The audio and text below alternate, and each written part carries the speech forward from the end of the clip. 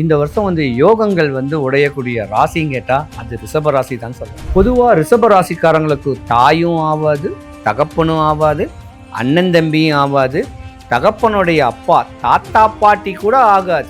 ஒரு 25 வயசுக்கு உள்ள வரைக்கும் தீராத சர்ப்ப தோஷத்துல வாழ்க்கையவே இழந்து தார தோஷத்தை பெற்றக்கூடிய ராசி இந்த ரிஷப ராசி. சனீஸ்வர பகவான் உங்களுக்கு லாப சனியாவோ இல்ல பாக்கிய சனியாவோ அள்ளி கொடுக்க போறாரு. ரெட்ரோ ஆன்மீகம் நேயர்களுக்கு வணக்கம். இந்த ஒரு அழகான நாளில் நம்ம கூட கேஜிஎஃப் கருப்பசாமி ஐயா இருக்காரு. ஐயா வணக்கம் ஐயா. சிவாயே நம்ம. இந்த ஒரு சூப்பரான நாளில் எனக்கு உங்ககிட்ட என்ன கேட்டு தெரிஞ்சுக்கணும் ஆசைனா ஐயா, இந்த ஏப்ரல் 14ஆம் தேதி தமிழ் வருட பிறப்பு வரப்போகுது. இந்த வருஷம் ஓவராலாக நம்ம தமிழ் மக்களுக்கு மட்டும் இல்லாமல் உலக மக்களுக்கு எப்பேற்பட்ட நன்மைகள் நடக்க போகுது, வாழ்க்கைகள்லாம் எப்படி இருக்க போகுது? சப்போஸ் எல்லாருடைய வாழ்க்கையிலும் நல்லதே நடக்கும் அப்படின்றது கிடையாது. ஒரு சில வாட்டி சறுக்கல்களும் இருக்கலாம். அந்த சறுக்கல்கள்லேருந்து ஒரு மனுஷனா எப்படி மீண்டும் மேலே எழுந்து வர்றது அப்படின்றதுக்கான வழிமுறைகள் தெளிவாக சுருக்கமாக இதுக்கான ஒரு வழிமுறைகளை நான் சொல்கிறேன். 2026 ஏப்ரல் மாதம் தமிழ் வருட பிறப்பு. இந்த வருட பிறப்புடைய முழுமையான பெயர் பராபவ வருடம்.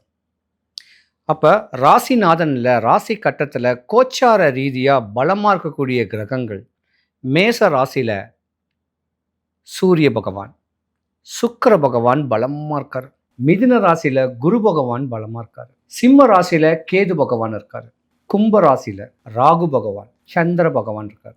மீன ராசியில் சனீஸ்வர பகவான், புதன் பகவான், செவ்வாய் பகவான் பலமாக இருந்து இந்த 2026 எப்படி நம்மளுக்கு மேன்மை தரக்கூடிய அளவுக்கு உண்டான கிரக கோச்சார ரீதியாக இது நடக்கவிருக்கக்கூடிய ஒரு தருணங்களும், மேச ராசி முதல் மீன ராசி வரைக்கும் பல யோகங்களை அடையக்கூடிய ராசிகள் யாரு, அவயோகத்தை அடையக்கூடிய தன்மையுடைய ராசிகள் யாருன்னு கேட்குறத இப்போ நம்ம பார்க்கலாம்.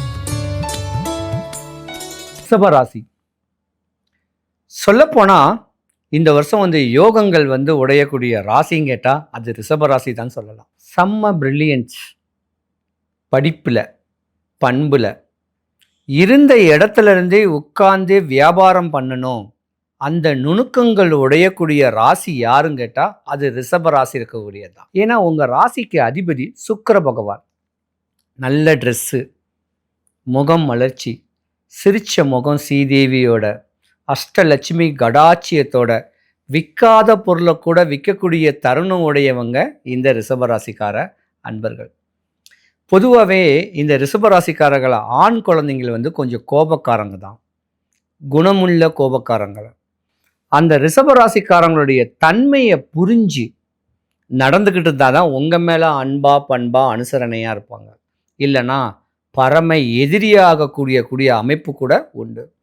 பொதுவாக ரிஷபராசிக்காரங்களுக்கு தாயும் ஆவாது, தகப்பனும் ஆவாது, அண்ணன் தம்பியும் ஆவாது, தகப்பனுடைய அப்பா தாத்தா பாட்டி கூட ஆகாது. ஏன்னா தானே ராஜா தானே மந்திரின்னு சொல்லக்கூடிய தருணம் உடையவங்க இந்த ரிஷபராசிக்காரங்க.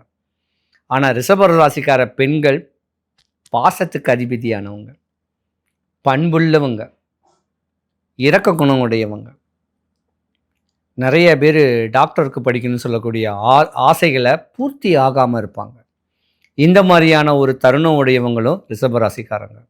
ஆனால் குறிப்பிட்ட கால வயசு ஒரு 25 வயசுக்கு உள்ள வரைக்கும் தீராத சர்ப்ப தோஷத்தில் வாழ்க்கையவே இழந்து திருமணம் சொல்லக்கூடிய சடங்குல பலவிதமான கஷ்டங்களை அடைஞ்சு தார தோஷத்தை பெற்றக்கூடிய ராசி இந்த ரிஷபராசி. அப்போ இந்த ரிஷபராசிக்காரங்களுக்கு நாக தோஷம் ஒரு குறிப்பிட்ட காலத்தில் வந்துட்டு போகும். அந்த தோஷம் கூட இனிமேல் உங்களுக்கு கிடையாது. ஏன்னா சனீஸ்வர பகவான் உங்களுக்கு லாப சனியாவோ இல்லை பாக்கிய சனியாவோ அள்ளி கொடுக்க போகிறாரு. தட கிரகம்னு சொல்லக்கூடிய சனீஸ்வர பகவானுடைய ஒரு வாழ்க்கை உங்கள் மேலே கடைக்கண் பார்வைப்பட்டதுனால யோகமாக வரப்போகிறீங்க. உங்கள் ராசிக்கு 2ஆம் இடத்துல தான் குரு பகவான். குருனாவே படிப்பு, குருனா வேலை, குருனா திருமணம், குருனா குழந்தை, குருனா உயர்ந்த பதவி, குருனா தலைமை பொறுப்பு. இப்படியாம்பட்ட ஒரு பொறுப்பு வகிக்கக்கூடிய ஒரு தருணமும் இந்த ரிஷபராசிக்காரர்களுக்கு 100க்கு 100 வரப்போகுது. மேன்மையாகக்கூடிய வருஷம் இந்த 2026 அடிச்சு சொல்லுவேன். ஆனால் நீங்கள் செய்யக்கூடிய அமைப்பு என்னன்னா, வெள்ளிக்கிழமை சுக்கிர பகவானுக்கு அதிபதி அதி தேவதை அம்மா மகாலட்சுமி ஒரே ஒரு இமேஜ், உள்ளங்கை சைஸில் இருக்க வேண்டிய மகாலட்சுமி இமேஜாக இருந்தாலும் சரி, ஒரு சின்ன சைஸாக இருந்தாலும் சரி, அதை வீட்டில் வச்சு வழிபட்டு வந்தீங்கன்னா ரிஷபராசி அன்பர்கள் உண்ண உறங்க உறைவிடத்திற்கு பஞ்சமே வராது. உங்களை நீங்கள் காப்பாற்றிக்கலாம், உங்கள் கூட பிரயாணம் பண்ணுறவங்களை நீங்கள் காப்பாற்றக்கூடிய தருணமும் 100க்கு 100 உண்டு. ரிஷபராசிக்கு திருமணமும் பொருளாதாரமும் இப்படி பொதுவாக ரிஷபராசின்னு கேட்குறது ஒரு பெண் ராசிங்க. அந்த பெண் ராசியாக இருந்தாலும் ஆண்களுக்கு எந்த குறையுமே கிடையாது, பெண்களுக்கு தாங்க பாவம். ரிஷபராசியில் பார்த்தீங்கன்னா ஒரு குறிப்பிட்ட கால வயசு, ஒரு டீனேஜ் வச்சுக்கோங்களேன், ஒரு 12th படித்ததுலேருந்து காலேஜ் முடிக்கிற வரைக்கும் ஒரு 19 இயர்ஸ் வரைக்கும் ராகுன்னு சொல்லக்கூடிய கிரகம் உங்கள் ராசியில் வந்துட்டு போகும். ராகு தசை வந்துட்டு போகும். அந்த ராகு தசையில் என்ன பண்ணணும்னா, கால தாமதமாக தான் நீங்கள் கல்யாணம் பண்ணணும். ஒரு 25, 27, 29 இந்த மாதிரியான முதிர்ந்த தோற்றத்தில் தான் கல்யாணம் பண்ணணும். ஆசை பாசம் அன்பா பண்பா டீனேஜ்லேயே காதல் பண்ணீங்கனாலும் உங்கள் காதல் பிளாப் ஆகிடும். இல்லை ஒரு 21 வயசு 23 வயசுக்குள்ள நிச்சயதார்த்தம் பண்ணா கூட அந்த நிச்சயதார்த்தம் பண்ணுறதுக்கு முன்னையே கணவனுக்கு ஏதாவது ஒரு இன்சிடென்ட் நடந்தது. இல்லை கல்யாணமே நடந்தா கூட கணவன் மனைவியும் பஞ்சனை சுகம்னு ஒரு காலம் இருக்கு, சேர்ந்து இருக்கிறது.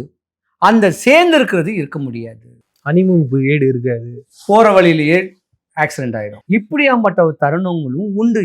ஏன்னா உங்க ரிஷபராசிக்காரர்களுடைய தாயி தகப்ப ஒரு பொண்ணு 10ஆம் கிளாஸ் படிக்கும் போது இந்த பொண்ணு 11th 12th படிப்பாளா, காலேஜ் படிப்பாளா, இல்ல காலேஜ் படிக்கிறதுக்கு முன்னாடியே காதல்னு சொல்லக்கூடிய நோயில மாட்டிக்கிண்டு தனக்கு அவமான அவப்பேறு ஏற்படுத்தி கொடுப்பாளா, இல்லை இவளுக்கு திருமணம் பண்ணா தார தோஷம் இருக்கே, இதுக்கு என்ன வழின்னு சொல்லி ஒரு நல்ல ஜோதிடர்கிட்ட உங்க ஜாதகத்தை கொடுத்து இதுக்கு உண்டான சாந்திகளை ஒன்று கோதானம் இல்லைன்னா நாக பிரதிஷ்டை பண்ணிக்கிட்டு பக்குவம் பண்ணி இருந்தா இந்த தார தோஷத்துலேருந்து விடுபட்டு இல்லறத்தோட சேர்ந்து நல்லறமா வாழக்கூடிய தருணம் உண்டாகும். இவங்களுக்கு பண வரவு இப்படி இவங்களுக்கு பண வரவு அப்படிங்கிறது பார்த்தீங்கன்னா ஒரு 30 வயசு ஆகணும். ஏன் 33 வயசு ஆனாதான் யோகமே.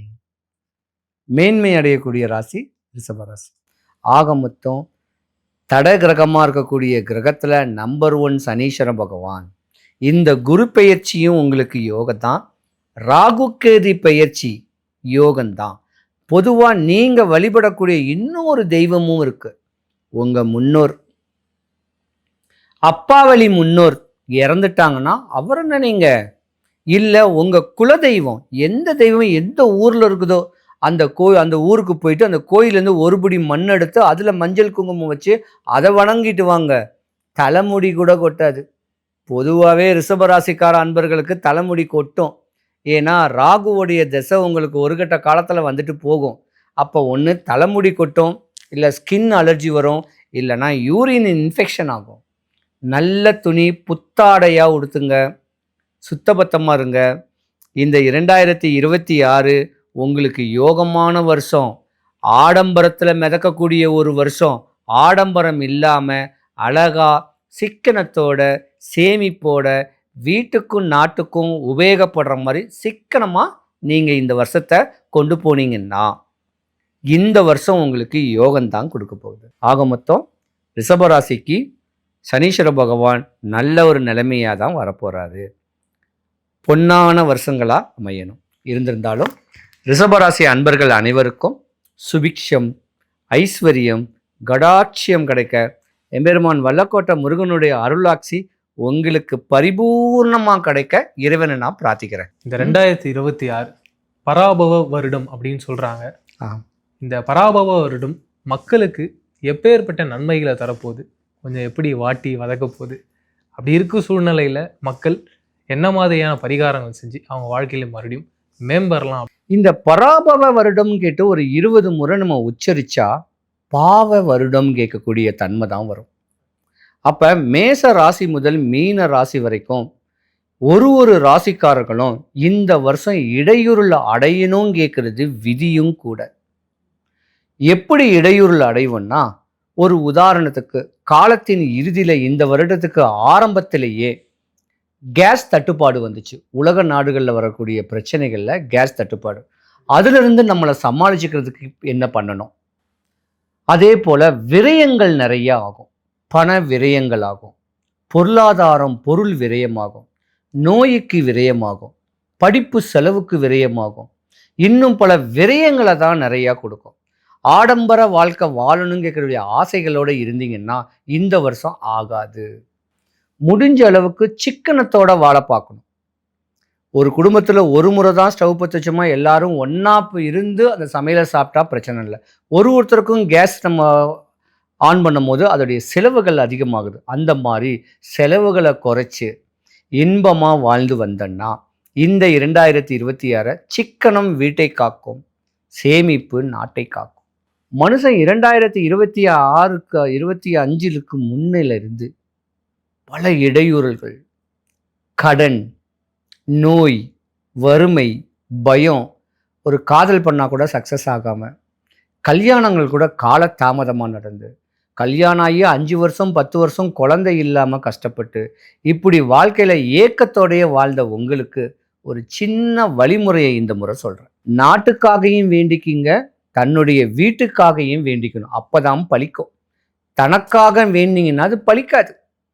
மக்கள் நல்லா இருக்கணும், தாம் மக்களும் நல்லா இருக்கணும் வேண்டி ஒரு ஜாதகரும் சென்னைக்கு அருகில், தாம்பரத்துக்கு அருகில் இருக்கக்கூடிய வல்லக்கோட்டை முருகன் கோவில்னு ஒரு கோவில் இருக்கு.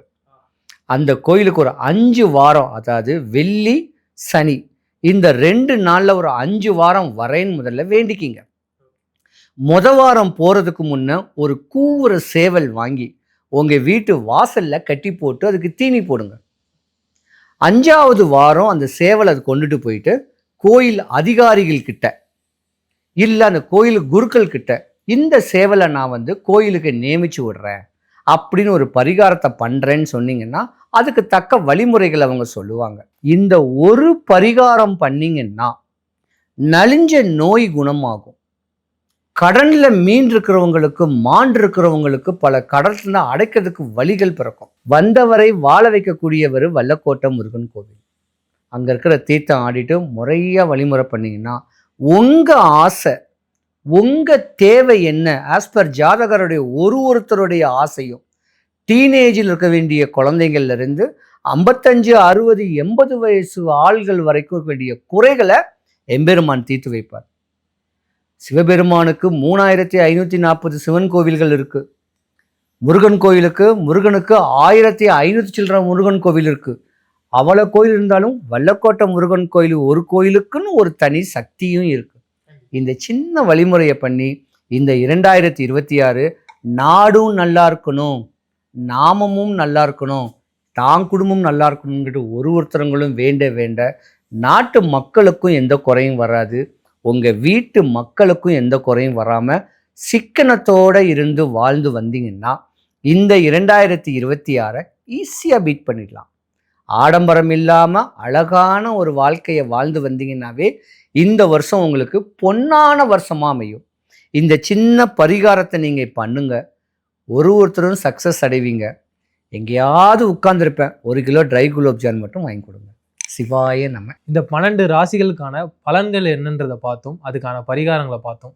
இந்த 2026 எல்லாருக்குமே ரொம்ப சந்தோஷமா, ஐயா சொன்ன மாதிரி ட்ரை குலாப் ஜாமுன் சாப்பிடும் போது மனசு மட்டும் இல்லாமல் ரொம்ப ஒரு மாதிரி திருப்தியாக இருக்கும். ஐயா, அப்பேற்பட்ட ஒரு வாழ்க்கையை எல்லாரும் வாழணும் என்னோட ஆசையாகவும் இருக்குது, உங்களோட ஆசையாகவும் இருக்குது.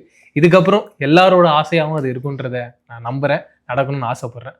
வேற ஒரு வீடியோவில் சந்திப்போம். நன்றி, வணக்கம் ஐயா. சிவாய நம்ம.